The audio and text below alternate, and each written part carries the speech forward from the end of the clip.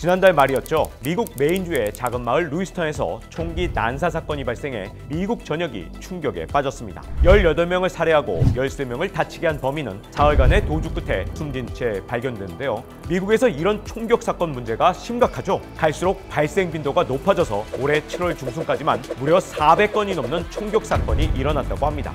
미국에서 왜 자꾸 이렇게 비극적인 총기 난사 사건이 일어나는 것인지, 총기 규제 법안은 왜 제자리 걸음일 수밖에 없는지 자세히 설명해 드리겠습니다. 현지 시각으로 지난 10월 25일 밤 미국 북동부 메인주의 루이스턴에서 총기 난사 사건이 일어났습니다. 남녀노소, 사람들이 밀집해 있던 볼링장과 식당에서 총격이 자행돼 무려 18명이 사망하고 13명이 다쳤는데요. 이번 사건의 범인은 40세 백인 남성 로버트 카드로 미 육군 출신의 예비역이었고 총기 교관 자격증을 가지고 있었다고 합니다.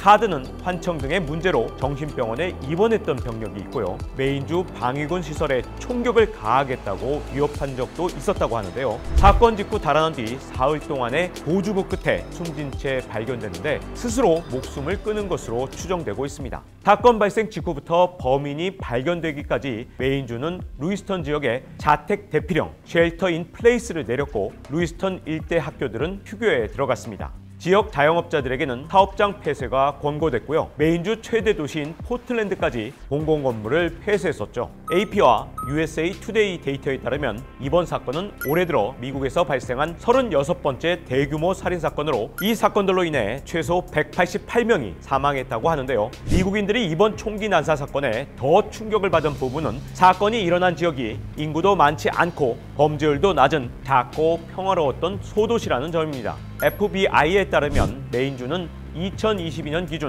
미국 전체 주에서 강력 범죄 발생률이 가장 낮은 주입니다. 인구수를 보면 메인주 전체 인구는 130만 명 정도, 그 중에서도 루이스턴 인구는 3만 6천 명에 불과하죠. 우리나라로 치면 강원도 영월군의 인구수와 비슷한 정도입니다. 이런 소도시에서 끔찍한 참사가 벌어진 이후로 총기 보유가 쉽다는 점이 꼽히고 있는데요. 메인주에서는 주정부의 허락 없이 총기를 보유할 수 있고요. 사냥과 스포츠 사격에 대한 오랜 전통을 가지고 있어서 아울렛의 아웃도어 매장에서 손쉽게 총기를 구매할 수 있다고 합니다. 다른 주에 비해서 규제가 느슨하다는 점이 총기 참사에 일정 부분 영향을 미쳤을 수 있다는 분석이 나오고 있죠. 혹시 요즘 들어 미국에서 총기 참사 소식이 자주 들려오는 것 같다, 이렇게 생각하신 적이 있지 않으셨나요? 실제로 총기 난사 사건이 늘었다고 합니다. CNN에 따르면 2023년 7월 중순까지만 해도 400건 이상의 총격 사건이 발생해 역대 최고치를 기록했다고 하고요. 당시 통계를 냈던 총기폭력 기록 보관소는 이런 속도가 지속된다면 2019년부터 2022년까지 발생한 건수보다 2023년에 더 많은 총기 난사 사건이 발생할 것으로 예측한다, 이렇게 말하기도 했습니다. 지난해에는 교통사고보다 총기 사고로 사망하는 미국인이 더 많은 것으로 조사됐는데요. 2022년 한 해 총기 관련 사망자 수가 총 48,830명으로 하루 평균 133.8명이 총으로 인해 목숨을 잃은 수준이라고 합니다. 미국에서 이렇게 총기 참사가 끊이지 않고 오히려 점점 더 증가하고 있는 이유가 도대체 뭘까요? 일단 총기 난사 피의자가 생겨나는 이유로는 전반적인 미국의 사회 경제적 문제가 있는데요. 일단 현재 미국의 빈부격차가 극심한 상황이죠. 이미 2011년에 빈부격차가 대공황 이후 최대 수준이다, 이런 말이 있을 정도고요. 2년 전에는 사상 최고치의 불평등 지수를 기록했는데요. 국제적 통계자료 누리집인 스태티스타의 자료를 보면 2021년 미국의 지니계수가 사상 최고치인 0.49로 나타난 것입니다. 지니계수란 빈부격차와 계층 간 소득의 불균형 정도를 나타내는 수치로 소득이 어느 정도 균등하게 분배되는지 알려주는데요. 0부터 1까지 수치로 표현되는데 그 값이 0에 가까울수록 평등하고 1에 가까울수록 불평등하다는 것을 뜻합니다. 2021년 빈곤 상태에 처해 있는 미국인이 무려 3,790만 명에 달했고요. 빈곤율은 2년 연속 증가했다고 드러나기도 했는데요. 이런 극심한 빈부격차가 총기 난사와 같은 강력 범죄를 낳고 있다는 분석이 있습니다. 미국 내 집단 괴롭힘과 이로 인해 청년들이 사회 부적응을 겪는 문제도 있는데요. 안타깝지만 집단 괴롭힘을 당하던 피해자가 총기 난사 피의자로 전락하는 경우가 있거든요. 미국 학생들 사이 집단 괴롭힘은 전부터 심각한 문제였습니다. 2010년부터 집단 괴롭힘으로 인한 결석, 자퇴, 자살 등 피해가 드러났는데요.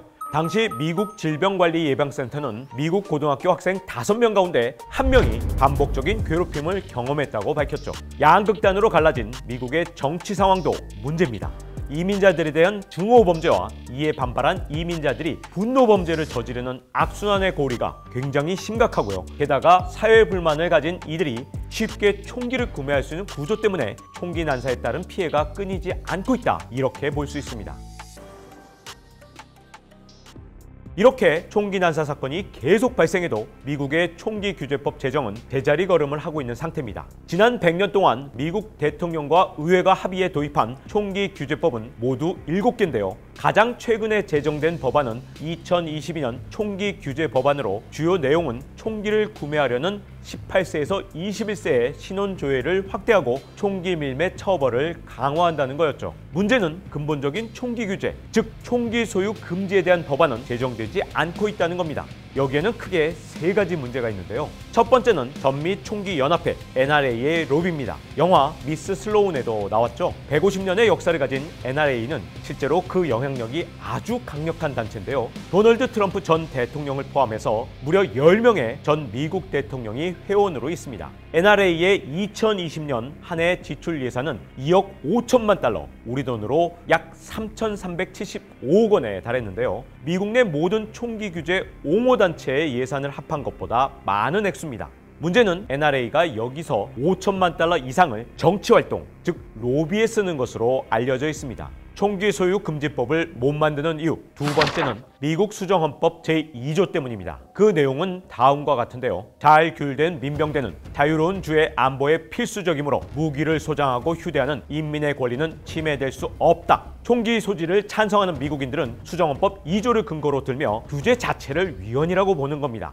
앞서 말한 NRA의 입법활동연구소 랜디 코주 전무이사는 바이든 정부의 총기 규제법에 반발하며 수정헌법 2조를 어기는 일이다. 이렇게 말하기도 했죠. 근데 이때 반발을 산 총기 규제 법안이 사실 총기 소유를 금지하는 내용도 아니었거든요. 바이든 대통령이 각 주 정부가 자해나 가해의 위험성이 있는 사람에게 총기를 몰수할 수 있는 적기법, 일명 붉은 깃발법이 통과될 수 있게 권고했던 건데 이 정도만 해도 반발이 엄청났던 겁니다. 총이 가지는 상징성도 있는데요. 미국인들은 총을 자기 방어의 수단이자 자유주의의 상징으로 여기고 총기 소유 권리를 보장받음으로써 정부가 개인의 자유를 박탈하려는 시도를 막을 수 있다고 보는 경향이 있습니다. 총기 규제에 반발하는 선거구와 필리버스터라는 아주 정치적인 문제도 있는데요. 대부분의 총기 규제 법안은 하원에서 막히곤 합니다. 총기 소지자가 많은 시골 지역의 선거구가 도시의 선거구보다 그 숫자가 많은데 대부분 공화당이거든요. 그렇기 때문에 총기 소지를 지지하는 공화당이 하원을 장악하는 경우가 대부분입니다. 인적이 드문 시골에 사는 미국인들은 치안상 경찰력의 도움을 받기가 힘들다 보니까 총기를 소지하려는 의지가 아주 강한 편이죠. 만약 어렵게 하원을 통과했다고 해도 상원 필리버스터의 벽을 넘어야 하는데요. 의원석이 총 100명인 미국의 상원에서 합법적인 의사진행 방해인 필리버스터를 피해가기 위해서는 60명 이상의 찬성이 필요하거든요. 사실상 총기 규제 같은 극단적인 진영 논리가 담긴 법안은 통과하기가 아주 어려운 상황인 겁니다. 미국 총기 시장의 규모가 크다는 것도 무시할 수 없는 점입니다.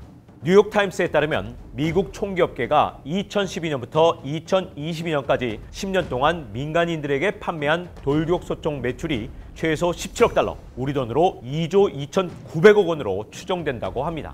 특히 집단 총격 사건에 자주 이용되는 것으로 알려진 AR-15형 소총은 10억 달러, 1조 3,500억 원어치의 이상이 팔린 것으로 알려져 있죠. 아이러니하지만 총기 난사 사건이 일어나면 총기 관련 회사의 주가가 급등하기도 하는데요. 지난해 텍사스 초등학교 총기 참사가 벌어진 뒤 미국 증시에서 총기 관련 종목의 주가가 줄줄이 상승한 바 있습니다. 총기 제조사 스미스앤드웨슨 주가가 6.89%, 총기업체 레밍턴을 보유한 비스타 아웃도어는 7.07%나 뛰었는데요. 미국 밖으로 수출되는 총기 규모도 엄청납니다.